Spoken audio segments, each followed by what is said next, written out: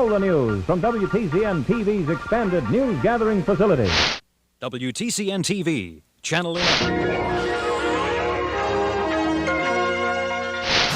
This is KARE 11 News at 10.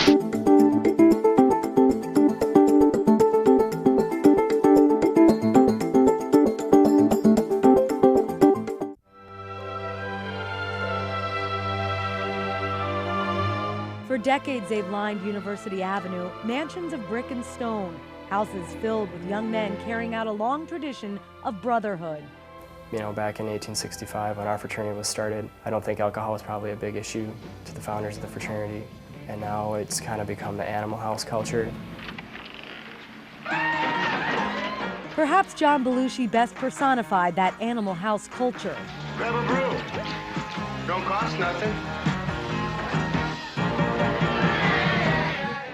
But it wasn't just on the big screen. Members of Alpha Tau Omega at the University of Minnesota admit there was a lot of partying in their past. Well, back in the day, it used to be the big bar, the big party area. The story goes some pledges built this bar, and I suppose they used to drink quite heavily in here. But not so anymore. The ATO taps are all dried up. None at all, not a drop. No drinking allowed inside the house or on the chapter's property since 1998. ATO is now one of 3 dry fraternities at the U. Our house, you don't have beer smell all over, you don't have people puking in the corner, you don't have people breaking stuff. It's a national trend following the tragic 1997 death of Scott Kruger, a Phi Gamma Delta pledge at MIT who died of alcohol poisoning. The chapter was charged with manslaughter. Today, nearly 1 in 5 frats forbids alcohol.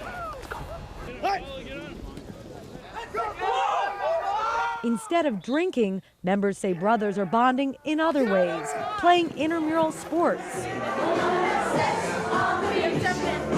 and participating in dry social events like this mixer at the Fiji House, another alcohol-free chapter at the U of M.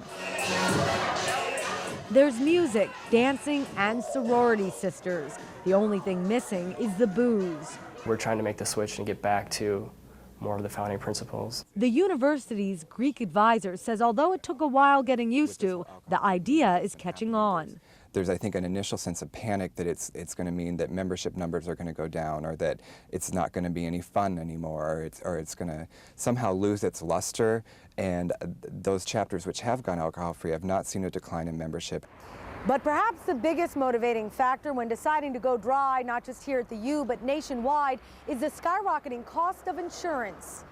National fraternities simply can't afford anymore to have these constant liabilities going on. The Fraternity Insurance Purchasing Group provides coverage for more than 40 fraternities and sororities. According to its policies, chapters that reduce their exposure to risk are rewarded with lower premiums. That means if ATO remains alcohol-free, at the end of the year, it gets a 35% rebate. And if the chapter GPA is at least a 3.0, it gets an additional 10% discount. While ATO was able to stay dry last year, the chapter is still working on qualifying for that GPA discount. But members say they are making the grade when it comes to integrity and keeping their chapter secure on drier ground. Everybody knows we're a dry house, and that's what we stand for, and that's what we believe in. And if you can't stand up for your own principles, then maybe you're not the kind of guy we want in here. Marla Matthews, KARE 11 News.